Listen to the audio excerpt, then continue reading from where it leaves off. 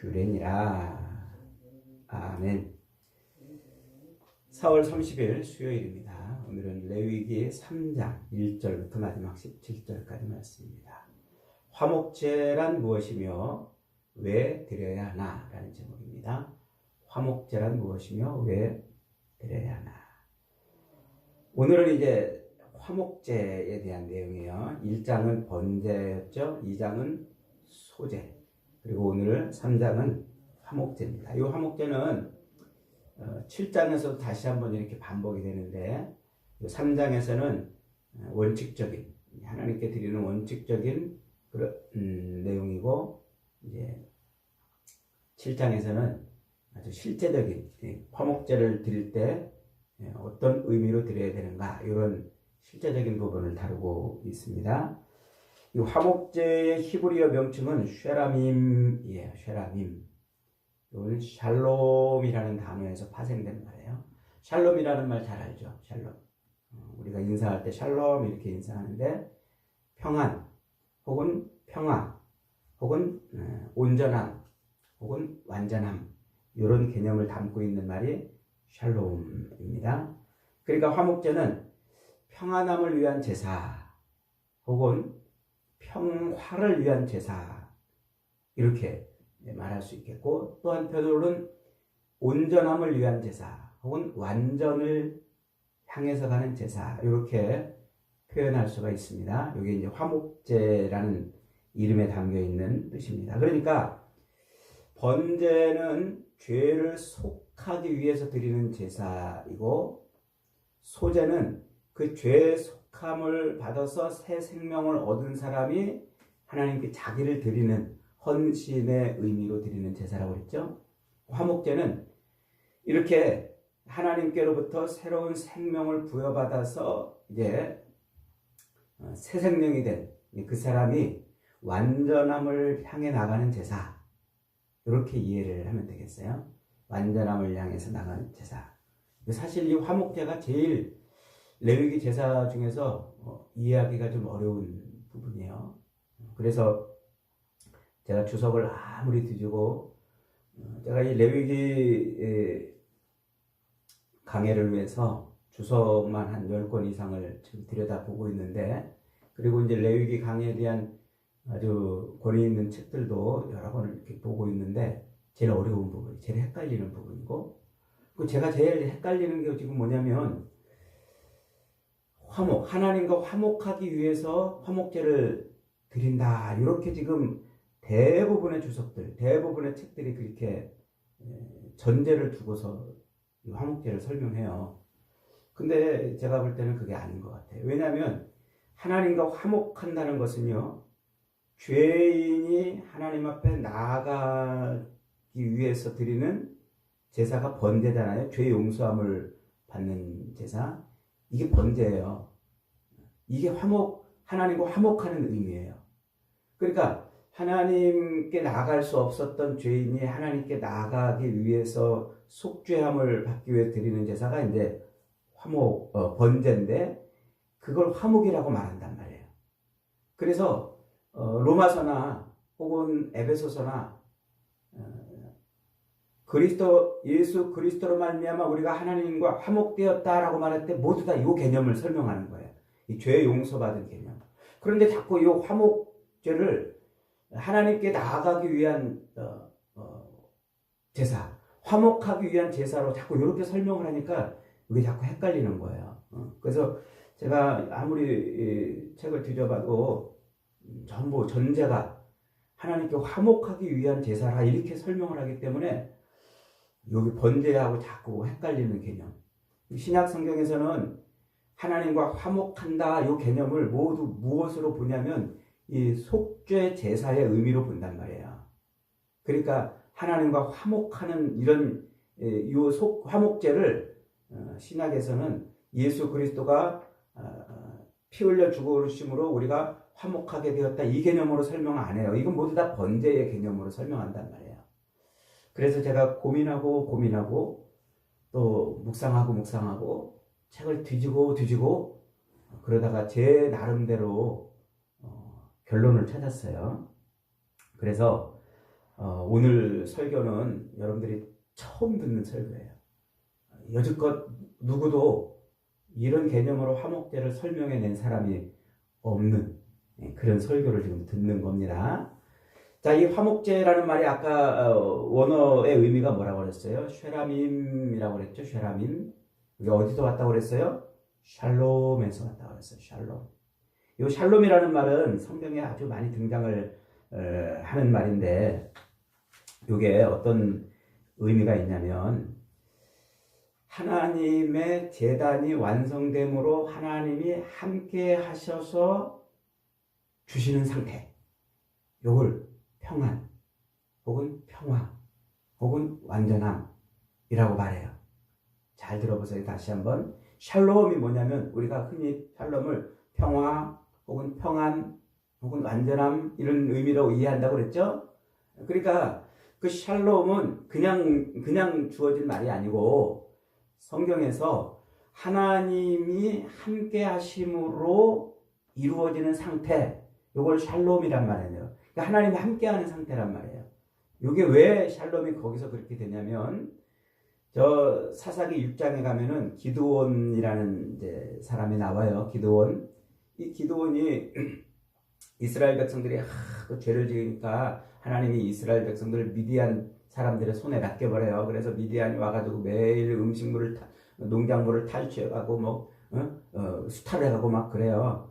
그러니까 이제 이 기드온도 어느 날 자기의 그 포도를 이제 포도즙을 만들려고 자기 포도즙 틀에 이렇게 숨겨가지고 그것을 미디안 사람들한테 안 뺏기려고 이제 막 그러는 가운데 하나님이 기드온에게 나타났어요. 기드온에게 나타나서, 야, 내가 너를 미디안을 물리칠 사람으로 세웠으니까 너 앞으로 그렇게 일을 하거라. 그러니까 기드온이, 아유 하나님, 제가 누군데 저는 그런 일 못합니다. 딴 사람 세우세요. 저는 부족해서 못합니다. 그러니까 하나님이, 네가 그 일을 할 거야. 그랬더니, 그러면 저한테 증거를 주세요. 이러면서 뭐 양털을 적시기도 하시고 양털을 말리기도 하는 그런 표징을 구하잖아요. 그러니까 이제 기드온이 그런 양털을 적시고 양털을 말리시는 그런 이적을 보고서 하나님이 자기와 함께 하시는구나 이렇게 알았어요. 그래가지고 얼른 하나님 앞에 이제 제물을 드린다고 상수리 나무 아래 갔다가 이제 무교병으로 떡을 만들고 또 염소 새끼 한 마리를 잡아가지고, 그래서 그 소쿠리에 담고 또 양푼에 담아가지고 국을 끓여가지고 그것을 상수리 나무 아래 갖다 딱 하나님 앞에 바쳤어요. 그랬더니 하나님이 그 기드온의 제물을 받으셨어요. 그 기드온의 제물을 딱 받고 그 제물을 다 불태워버렸어요. 그랬더니 기드온이 깜짝 놀라가지고 그 자리에 철푸덕 주저앉아가지고, 아이쿠, 내가 하나님을 봤으니까 이제 내가 하나님을 이렇게 봤으니까 내가 이제는 죽을 것이다. 이런 두려움에 휩싸여 버리죠. 그러자 하나님이 기드온에게, 야, 너 죽지 않을 거야. 내가 너를 그렇게 죽이지 않을 거야. 내가 너와 함께해서 너를 미디안의 손에서 이스라엘을 구원해내게 하는 용사로 쓸 거야. 그랬더니 기드온이 힘을 얻어요. 그리고 거기 그렇게 상수리 나무 아래서 제물을 드렸던 그 제단, 제단을 거기다가 제단을 쌓고 그 자리에다가 제단을 쌓고 그걸 뭐라고 부르냐면 여호와 샬롬이라고 불러요. 여호와 샬롬. 이게 제단을 쌓아놓고 거기를 여호와 샬롬, 하나님이 함께 하심으로 평안이 임한다, 이런 의미예요. 그 제단을 쌓았다라고 말할 때 그 말을 샬렘이라고 말해요. 샬렘. 그러니까 제단을 쌓아놓고 하나님이 거기 임하신 상태를 뭐라고 부른다고요? 여호와 샬롬이라고 말한단 말이에요. 여호와 샬롬. 요게 아주 분명하게 나타나는 게, 열왕기상 9장에 가면은 솔로몬이 이제 예루살렘 성전을 세우잖아요. 그래가지고 성전을 다 세우고 열왕기상 9장 25절에 보면 이런 말이 나와요. 솔로몬이 여호와를 위해서 쌓은 제단 위에 해마다 3번씩 번제와 감사의 제물을 드리고 또 여호와 앞에 있는 제단에 분향하니라. 이에 성전 짓는 일을 마치니라. 이렇게. 예루살렘 성전을 드디어 다 완성하고 번제와 감사제물 드리고 뭐 이렇게 했어요. 그리고 이제 그 제단에서 분향을 하고 그러면서 성전 짓는 일을 마치니라. 요 말이 샬렘이에요. 샬렘. 아까 기도원이 제단을 딱 쌓아놓고 그 제단을 쌓은 상태, 그것을 샬렘인데 그렇게 딱 쌓아놓고 거기를 뭐라고 불렀다고요? 여호와 샬롬이라고 불렀단 말이에요. 솔로몬이 성전을 다 지은 그 상태를 샬렘이라고 똑같이 말을 해요. 그게 여호와 샬롬이에요. 성전에 하나님이 임재하시는 거예요. 그 성전에 하나님이 임재해서 성전이 성전 되도록 만드는 상태, 그거를 뭐라고 그런다고요? 그거를 여호와 샬롬이라고 말해요. 이게 성경이 말하는 여호와 샬롬이에요. 자, 그러면 그 예루살렘 성전이 예표하고 있는 진짜 실체는 뭐라고 그랬어요? 예수님이잖아요. 예루살렘 성전이 예표하고 있는 게 예수님이셨잖아요. 그래서 예수님이 이 땅에 오셔가지고 십자가에 달려 죽으시기 전날 밤 제자들한테 내가 너희에게 평안을 주노라 그래요. 그리고 십자가에 달려 돌아가셨어요. 그러니까 막 예수님이 죽으시니까 제자들이 불안해가지고 두려워가지고 여기저기 숨고 막 불안한 삶을 살아요. 그럴 때 제자들한테 예수님이 부활하셔가지고 나타나셔서 처음으로 질문하는 게 뭐냐면 너희가 평안하느뇨 이렇게 물어봐요. 너희가 평안하느뇨. 그리고서 예수 그리스도의 그 십자가 죽으심과 부활로 세워지는 성전이 뭐예요? 그게 교회였어요. 교회.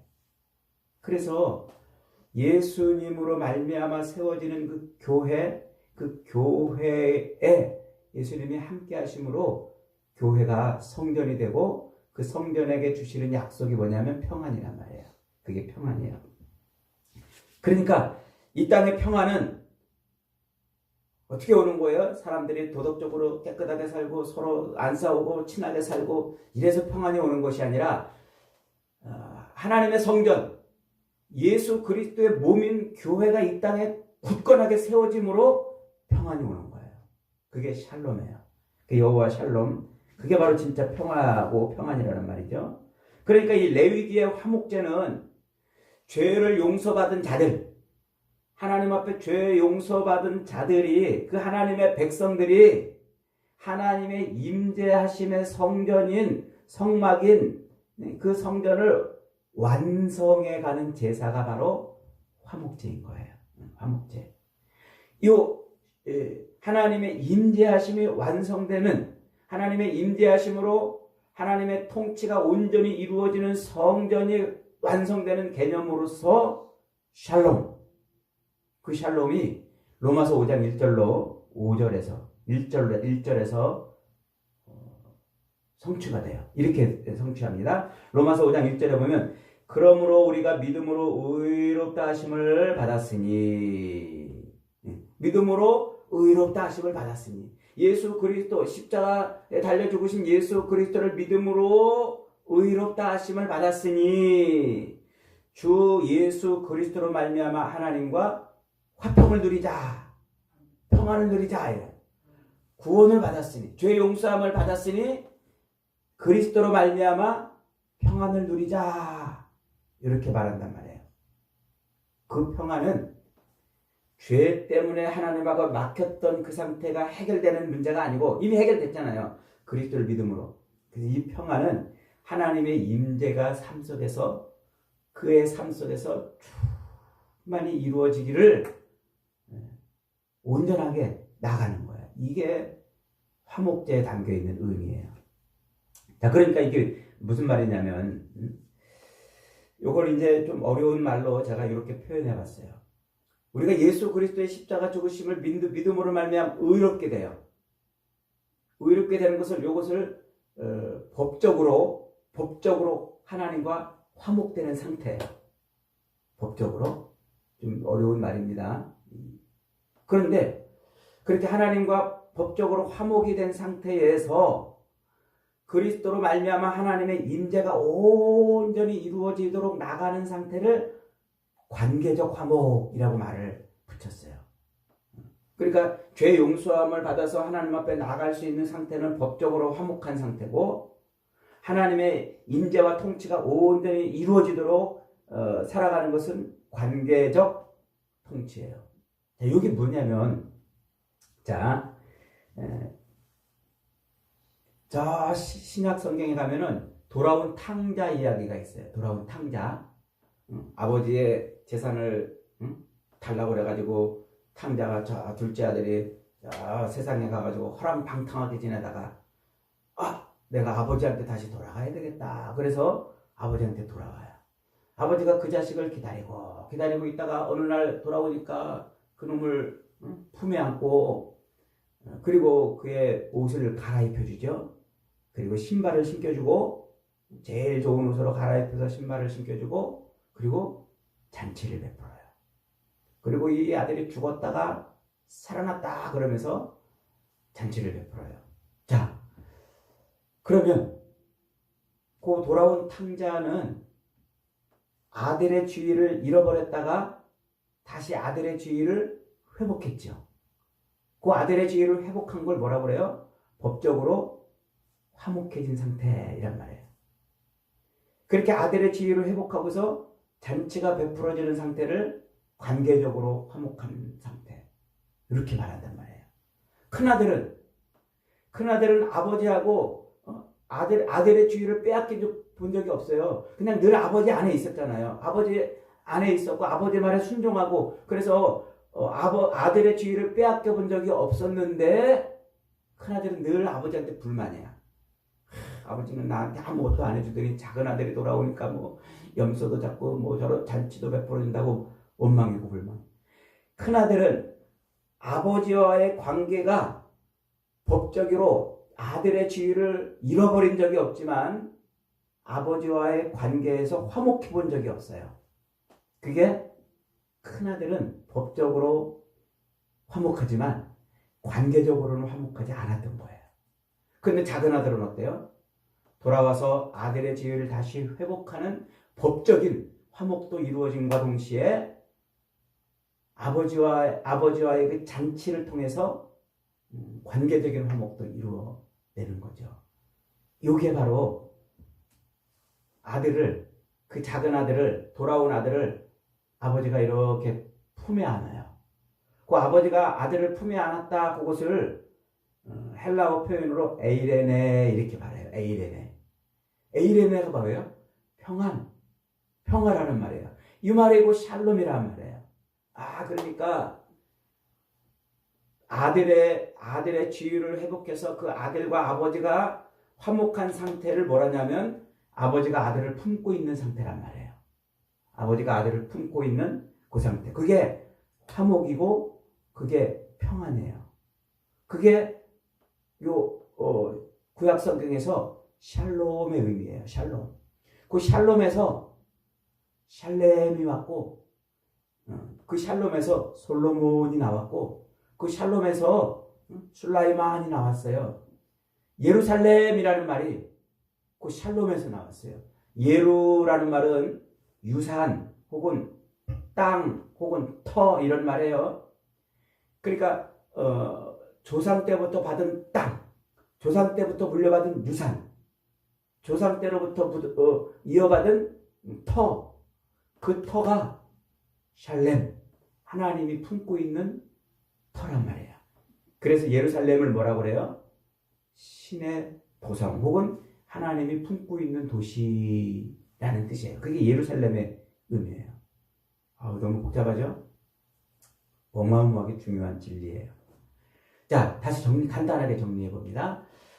화목제는 죄인이 하나님 앞에 나갈 수 없었던 죄인이 그 죄를 용서받고 하나님 앞에 나가는 제사가 아니고, 이건 번제예요. 죄를 용서받아서 하나님 앞에 화목하게 된 죄인이 하나님의 임재와 통치를 온전하게 이루는 제사. 이게 화목제. 이게 화목제에 담겨있는 의미인 거예요.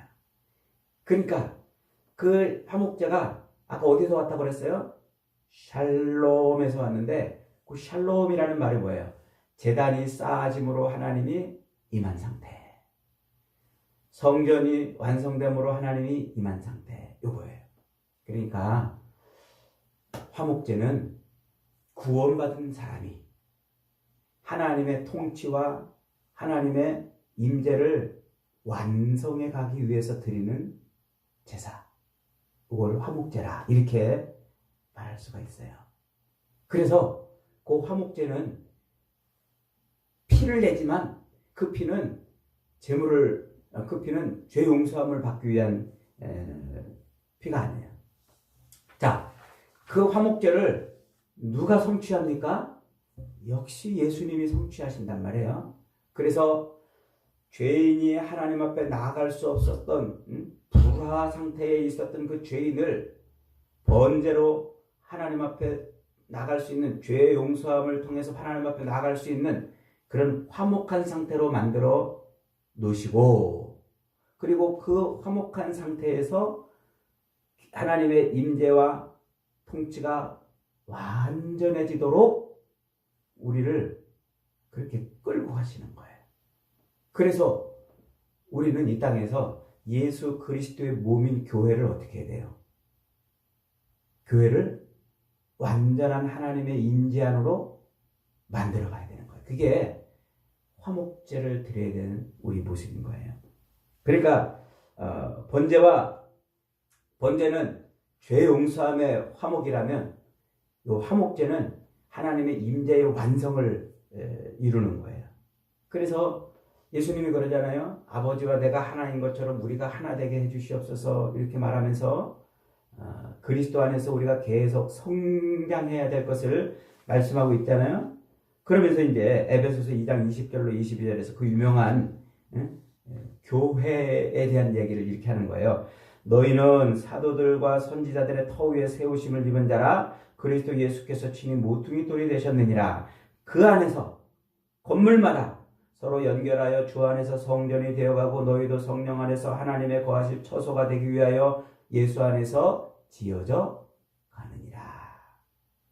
그래서 하나님이 예수 그리스도를 통해서 이 땅에 세워놓으신 성전인 교회, 그 교회로 우리가 날마다 뭐 해야 돼요? 지어져 가는 거예요. 그래서 우리는 하나님 앞에 날마다 이 교회를 온전하게 세우는 삶을 살아야 돼요. 그게 화목제로 우리가 하나님 앞에 드리는 겁니다. 예수 그리스도는 우리를 하나님과 화목하게 하시는 참된 화목 제물이시면서 동시에 하나님의 임재와 통치를 완성하시는 진짜 화목 제물이 되셨어요. 그래서 우리는 그리스도 안에서 하나님의 이 완전한 성전이 완성되도록 날마다 그렇게 화목제를 드리며 사는 사람들입니다. 그리스도를 붙들고 사는 사람들입니다. 그렇게 우리는 하나님의 임재를 누려야 돼요. 그래야 그 상태가 온전해지면 거기서 뭐를 우리가 누리는 거예요? 평안을 누리는 거예요. 그래서 하나님의 성전인 이 교회 안에서 우리가 평안을 누리는 거예요. 그게 화목제를 통해서 얻는 것입니다. 여러분, 오늘도 저와 여러분들은 예수 그리스도의 십자가 죽으심으로 말미암아 모든 죄가 용서받은 하나님과 화목된 사람들입니다. 그러나 그것으로 끝나는 것이 아니라 우리는 거기서 그치는 게 아니라 하나님의 임재와 통치가 완성되는 그런 지점까지 나아가야 되는 사람들이에요. 그래서 교회로 그리스도의 몸이고 그리스도의 성전인 교회로 우리를 불러서 우리를 성전되게 하신 그 하나님의 뜻대로 우리의 삶을 예수 그리스도를 붙들고 날마다 우리의 삶을 하나님 앞에 드려서 화목제물로 드려서 그래서 그리스도의 평안을 누리는 하나님과 진짜 화목하는 그런 삶을 살아내야만 합니다. 오늘도 그렇게 살아가는 저와 여러분 되시기를 주님의 이름으로 축복합니다.